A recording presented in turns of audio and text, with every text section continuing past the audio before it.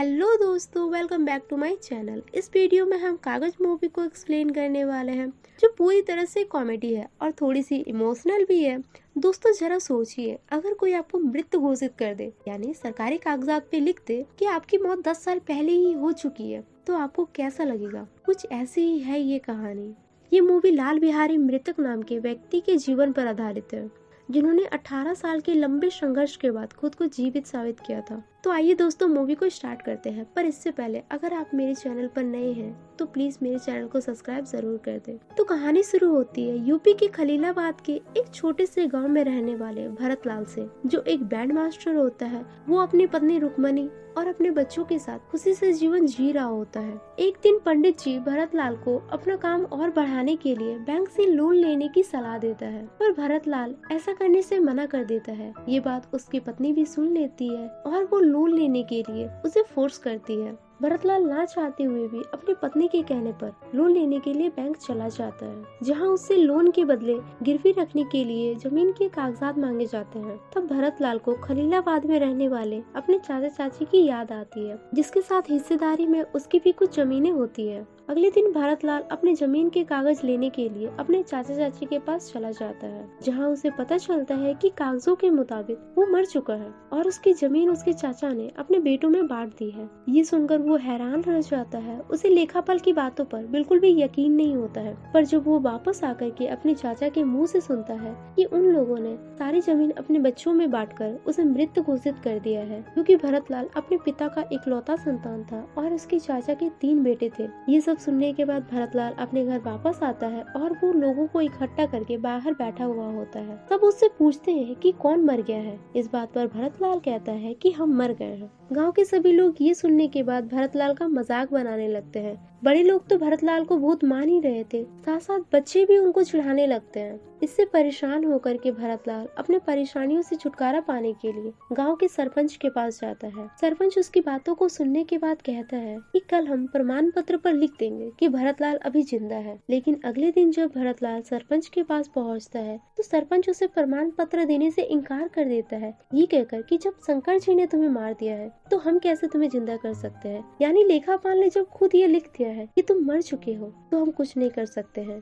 सरपंच के मना कर देने के बाद भरतलाल ने पत्र लिखना शुरू कर दिया। सबसे पहले तहसीलदार को पत्र लिखा पर उसका कोई जवाब नहीं मिला। फिर वो डीएम, सीएम, यहाँ तक कि उसने प्रधानमंत्री तक को पत्र लिख दिया। तब से उसे बस एक ही जवाब मिलता है, लेखापाल के पास जाने का। ये सब देख कर के भरतलाल की पत्नी भी बहुत परेशान हो जाती है, क्योंकि वो 7 महीने की प्रेग्नेंट थी और भरतलाल खुद को जिंदा करने में इतना ज्यादा बिजी हो गया था कि उसका ध्यान अपने पत्नी बच्चों पर बिल्कुल नहीं जाता था। फिर कुछ टाइम के लिए भरतलाल ये सब छोड़ देता है और अपने काम पे ध्यान देने लगता है। 2 महीने बाद उसके घर में एक बच्ची का जन्म होता है। इससे भरतलाल बहुत खुश होता है, पर गांव के लोग अपने हरकतों से बाज नहीं आते हैं। वे अब भी भरतलाल को चिढ़ा रहे होते हैं, पर भरतलाल अपनी बेटी से वादा करता है कि वो उसे उसका मान सम्मान और हक दिला के रहेगा। वो अपनी बेटी से कहता है कि एक बेटी के बाप के आगे कागज की क्या औकात कि वो उससे उसका बाप छीन ले, और वो फिर से खुद को जीवित करने में लग जाता है। इस बार वो वकील के पास जाता है और भरतलाल की मदद के लिए आगे आता है साधुराम केवट वकील, जो अंत तक उसकी मदद करते हैं। पहले तो साधुराम भरतलाल को कानूनी लड़ाई लड़ने से मना करते हैं, क्योंकि कानूनी लड़ाई वो इतनी आसानी से नहीं जीत सकता था। पूरी जिंदगी लग जाती है खुद को जिंदा साबित करने में, साथ साथ बहुत सारे पैसों की भी जरूरत होती है। पर भरतलाल कहता है कि वो जुगाड़ कर लेगा और फिर शुरू होती है भरतलाल की कानूनी लड़ाई। इस लड़ाई में उसके सारे पैसे खर्च हो जाते हैं, उसे अपनी दुकान तक बेचनी पड़ती है। भरतलाल इससे बहुत दुखी हो जाता है। उसकी पत्नी उसे इतना दुखी नहीं देख पाती है और वो ये सब छोड़ देने को कहती है, पर भरतलाल हार नहीं मानता है और वो एमएलए के पास चला जाता है। वो बीच सड़क पर एक बैनर लेकर के बैठ जाता है, जिसमें लिखा होता है कि मैं जिंदा हूँ, मैं भ्रष्टाचारियों के कलम का मारा हूँ। इसे देख कर के वहाँ के लोग उसे रास्ते से हटा देते हैं। वहीं पर बहुत सारे रिपोर्टर्स भी आए हुए होते हैं, जिसमें से एक की नजर भरतलाल पर पड़ती है और वो उसकी फोटो खींचने लगती है। अगले दिन न्यूज़पेपर में भरतलाल की फोटो छाप दी जाती है और रिपोर्टर्स उसकी तलाश में उसके घर चले जाते हैं, पर भरतलाल घर पर नहीं होता है। वो दाढ़ी बनवाने नाई के पास गया हुआ होता है, तो रिपोर्टर्स उससे मिलने वहीं चले जाते हैं। भरतलाल उन्हें देख करके वहाँ से भागने लगता है। वे उनसे कहते हैं कि हम आपकी कहानी को अपने प्रेस के जरिए लोगों तक पहुँचाना चाहते हैं, पर भरतलाल इंटरव्यू देने से मना कर देता है। उसे डर होता है कि कहीं लोग उसका मजाक न उड़ाने लगे, पर रिपोर्टर्स उन्हें समझाते हैं कि वे बस न्यूज के जरिए उसकी मदद करना चाहते हैं और उसकी मर्जी के बिना वे अखबार में एक शब्द भी नहीं लिखने का प्रॉमिस करते हैं। भरतलाल उसकी बातों पर यकीन कर लेता है। अगले दिन न्यूज़पेपर में भरतलाल की पूरी कहानी बताई जाती है। रिपोर्टर्स इस बारे में एमिली से भी बात करते हैं ताकि वे भरतलाल को उसका हक दिला सके। जिसके बाद हम भरतलाल को देखते हैं जो अपने चचेरे भाई के बेटे सुशील को किडनैप कर लेता है, क्योंकि सीधे रास्ते से तो उसे अपना हक मिलने से रहा। फिर वो खुद अपने भाई को कॉल करता है और उसे किडनैपिंग की बात बताता है और वो कहता है कि अगर तुम अपने बच्चे को सही सलामत चाहते हो तो पुलिस में जाकर के मेरे खिलाफ कंप्लेन कराओ। ये सुनकर के उसका भाई काफी परेशान हो जाता है और वो भागते हुए अपने घर जाता है।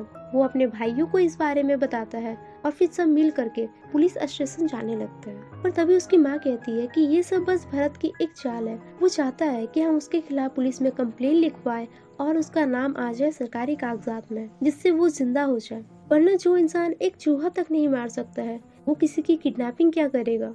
उधर भरतलाल जब देखता है कि कोई भी पुलिस उसे गिरफ्तार करने के लिए नहीं आया तो वो सुशील के कपड़े में खून के दाग लगाकर एक जगह पे टंगवा देता है, जिससे उन्हें लगे कि भरत ने उसके बच्चे को जान से मार दिया है। और इस बार भी उसकी माँ पहचान लेती है कि ये खून सुशील का नहीं है बल्कि किसी जानवर का है। और जब भरतलाल देखता है कि इतना सब करने के बाद भी वे सब पुलिस के पास नहीं जा रहे हैं तो वो खुद सुशील को घर छोड़ने के लिए चला जाता है। रास्ते में ही उसकी मुलाकात अपने भाइयों से हो जाती है और वे भरत को मारने लगते हैं, पर भरत खुद ही खुद को मारकर पुलिस के पास चला जाता है अपने भाइयों के खिलाफ कंप्लेन लिखवाने। पुलिस जब उससे पूछती है कि लड़ाई का कारण क्या था तो भरतलाल उन्हें बताता है कि उसने अपने भाई के बेटे को अगवा कर लिया था ताकि वे उसके खिलाफ पुलिस में कंप्लेन लिखवाएं। ये सुनकर के पुलिस भी हैरान रह जाता है कि वो अपने भाइयों के खिलाफ कंप्लेन लिखवाने आया है या खुद को गिरफ्तार करवाने। भरतलाल पुलिस को घूस देते हुए कहता है कि वे उसे गिरफ्तार कर ले। ये देख कर के पुलिस उसे अगले हफ्ते आने को कहता है। अब भरतलाल अगले हफ्ते पूरे पूजा पाठ के साथ पुलिस स्टेशन चला जाता है ताकि उसकी गिरफ्तारी हो जाए, पर पुलिस स्टेशन में उससे पहले ही उसके भाई आकर के रिपोर्ट ना लिखवाने को कह देते हैं, जिससे भरतलाल की गिरफ्तारी नहीं होती है। ये सब होने के बाद भरतलाल एमिली के पास चला जाता है। वे भी उसकी सारी बातों को सुन करके हंसने लगते हैं और भी भरतलाल को एक सलाह देते हैं कि अब वो अपने नाम के साथ मृतक जोड़ना शुरू कर दे ताकि जो भी उसका नाम सुनेगा उसकी परेशानियों को समझ जाएगा। असरफी देवी की सलाह मानकर भरतलाल अपना नामकरण पूरी विधि विधान के साथ गांव के सभी लोगों के समक्ष करवा लेता है। भरतलाल मृतक, और उसी दिन उसे बोनस के तौर पर अपने जैसे कई और भी मृतक मिल जाते हैं। फिर भरतलाल पूरे प्रदेश से अपने जैसे मृतकों को इकट्ठा करके एक पार्टी खड़ी कर देती है जिसका नाम होता है अखिल भारतीय मृतक संघ। काफी मात्रा में लोग इस संघ से जुड़ने लगते हैं। ये देख करके उसके भाइयों को अब डर लगने लगता है कि कहीं उसकी जमीन अब ना छीन जाए, और भी मदद के लिए विधायक के पास चले जाते हैं। वही साधुराम भरतलाल से कहता है कि वो अपनी पत्नी का नाम विधवा पेंशन के लिए लिखवा दे ताकि पेंशन मिले या ना मिले, इससे सरकार के मुंह में एक तमाचा तो पड़ ही जाएगा। फिर भरतलाल अपनी पत्नी को लेकर के सरकारी दफ्तर में चला जाता है पेंशन के लिए नाम लिखवाने। वहाँ के लोग उसके गले में मंगलसूत्र और मांग में सिंदूर को देख करके उन्हें पेंशन देने से मना कर देती है। तो रुक्मणी उनसे कहती है कि मेरे पति कानूनी तौर पर मर चुके हैं और उसकी मौत 10 साल पहले ही हो चुकी है। ये सुनकर के वहाँ के सभी लोग हंसने लगते हैं कि उसके पति के होते हुए भी वो पैसों के लिए विधवा बनकर आई है और भी पेंशन देने से बिल्कुल भी मना कर देते हैं। पर रुक्मणी उनसे विनती करते हुए कहती है कि अगर आपको पेंशन नहीं लेना तो मत दीजिए, पर मेरे पति को जिंदा कर दीजिए। हम रोज रोज सरकारी कामों के चक्कर काटते काटते थक चुके हैं। और वे बिल्कुल भी उसकी मदद करने से मना कर देते हैं और उसका मजाक बनाकर रख देते हैं। सरकारी दफ्तर में हुए अपमान को रुक्मणी सह नहीं पाती है और वो अपना दुख सुनाने अपने मामा मामी के पास चली जाती है जिन्होंने उसे बचपन से पाल पोस कर बड़ा किया था। रुक्मणी अपने मामा को लेकर के भरतलाल के पास जाती है। उसके मामा भरतलाल को कुछ पैसे देते हुए कहते हैं कि आप लोगों का दुख हमसे देखा नहीं जा रहा है, आप इन पैसों से अपने बैंड का काम फिर से शुरू कर दीजिए। पर भरतलाल उन पैसों को लेने से मना कर देता है, ये कहकर कि मुझे पैसे नहीं चाहिए, कुछ लोगों ने मेरे साथ गलत किया है और मैं बस उन्हें ये बताना चाहता हूँ अपने मान सम्मान के खातिर। ये सुनने के बाद उसकी पत्नी उसे अनसन सुना देती है। भरतलाल गुस्से में अपनी पत्नी को मामा मामी के पास चले जाने को कहता है फिर रुक्मणी अपने बच्चों को लेकर के वहाँ से चली जाती है और ना चाहते हुए भी दोनों में दूरियां बढ़ती चली जाती है। भरतलाल इलेक्शन लड़ने का तय करता है, पर जीतने के लिए नहीं बल्कि हारने के लिए, क्योंकि उसका प्लान था कि वो इलाहाबाद कोर्ट में अपील करेगा। अगर वो मृतक है तो इस इलेक्शन को खाली किया जाए, क्योंकि मरे हुए आदमी के लिए नॉमिनेशन एक्सेप्ट कैसे हो सकता है, और अगर इलेक्शन खाली नहीं किया गया तो उसे जिंदा किया जाए। फिर भरतलाल के खिलाफ कोर्ट की कार्रवाई शुरू हो जाती है। दूसरी साइड के वकील कहते हैं कि ये आदमी पागल है, बरसों से ये सरकारी काम में अड़चन डाल रहा है, इसे अपना नाम कमाने का बहुत शौक है, इसलिए तो इसकी पत्नी भी इसे छोड़कर चली गई है। इस बात पर जज भी कहता है कि तुम जिस चुनाव को खाली करने की बात कर रहे हो उसमें पूर्व प्रधानमंत्री भी शामिल है और तुम सबका समय बर्बाद कर रहे हो, और वे इस केस को डिसमिस करने के लिए कहते हैं। पर भरतलाल उससे कहता है कि इससे तो बस आप लोगों का समय बर्बाद हुआ है, पर यहाँ तो मेरी पूरी जिंदगी बर्बाद हो गई है। मैं 12 सालों से जिंदा होने की आस लगाए बैठा हूँ, आप बस मुझे जिंदा कर दीजिए। जज उससे कहता है कि तुम्हें लेखापाल ने कागज पर मारा है, हम जिंदा कैसे कर दे। तो भरतलाल उससे कहता है कि आप बस एक कागज की बात कर रहे हैं और हम इंसान की, जो खुद जीता जागता आपके सामने खड़ा है। वो चिल्ला रहा है, पर आपके पास आँख होते हुए भी अंधे हो गए। मैंने तो सुना था कि कानून अंधा होता है, आज पता चला कि जज भी अंधे होते हैं। उनकी इन सब बातों को सुनकर के वहाँ पे मौजूद सभी लोग इमोशनल हो जाते हैं। पर जज के जाते ही भरतलाल बताता है कि ये सब तो उसने जानबूझकर किया है, इसी बहाने वो गिरफ्तार हो जाएगा और रजिस्टर में उसका नाम भी आ जाएगा, फिर तो वो जीवित साबित हो जाएगा। पर जज उसके खिलाफ कोई एक्शन नहीं लेता है।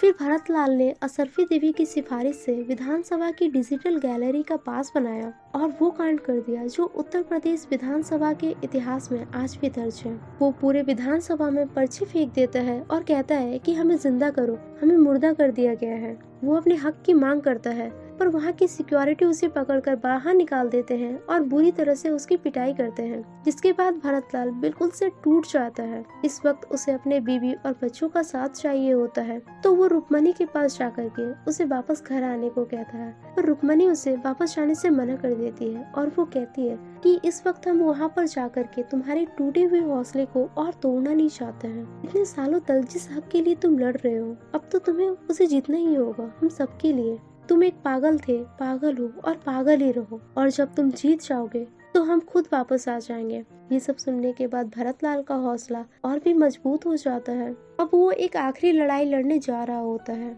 वो भी खुद की सब यात्रा के साथ। पूरे शहर से होते हुए वो अपनी अर्थी को लेखापाल के दफ्तर के पास ले जा रहा होता है, ताकि वे वहां जाकर के खुद अपने कागजात को सही करके खुद को जिंदा साबित करे। अक्सर लोग मरने के बाद अर्थी पर जाता है, पर ये पहली बार होता है कि कोई इंसान खुद को जिंदा साबित करने के लिए अर्थी पर जाता है। तो उधर साधुराम और रिपोर्टर सोनिया मुख्यमंत्री के पास चले जाते हैं। वहाँ पर मुख्यमंत्री कहता है कि इतनी छोटी सी बात के लिए भरतलाल पूरे शहर में अराजकता का माहौल बना रहा है। इस बात पर सोनिया कहती है कि ये कोई छोटी बात नहीं है, आज पूरा देश तरक्की कर रहा है, पर ये भरतलाल आज भी वही का वही है। उसे ना तो वर्ल्ड कप जीतना है, ना ही चांद पर जाना है और ना ही पाकिस्तानियों से लड़ना है। उसे तो बस अपना वजूद चाहिए, सिर्फ एक छोटे से कागज पर ये लिखा हुआ चाहिए कि वो जिंदा है। तो उधर भरतलाल पूरे देश के लोगों को इकट्ठा करके लेखापाल के दफ्तर पे चला जाता है। वहाँ की पुलिस उन्हें रोकने की कोशिश करते हैं, पर इस बार भरतलाल को कोई नहीं रोक पाता और वो अंदर जाकर के रिकॉर्ड रूम में अपने पेपर ढूंढने लगता है। तभी वहाँ पर पुलिस की पूरी फौज आ जाती है और वे अंदर जाकर के भरतलाल को पकड़ लेते हैं। तब तक भरतलाल को अपने सरकारी कागजात भी मिल चुके होते हैं, पर पुलिस उन्हें पकड़कर बाहर ले आती है और काफी देर तक उन्हें मारते हैं। तभी साधुराम ये सब रोक देने को कहता है और वो कहता है कि भरतलाल अब जिंदा है। ये बात मुख्यमंत्री ने खुद लिख कर दिया है, अब भरतलाल कागज पर भी जिंदा है। ये सुनने के बाद सब खुश हो जाते हैं। वहीं उसकी पत्नी पूरे बैंड बाजे के साथ आती है। इस तरह भरतलाल को अपना हक वापस मिल जाता है और ये मूवी यहीं पर एंड हो जाती है। Thanks for watching.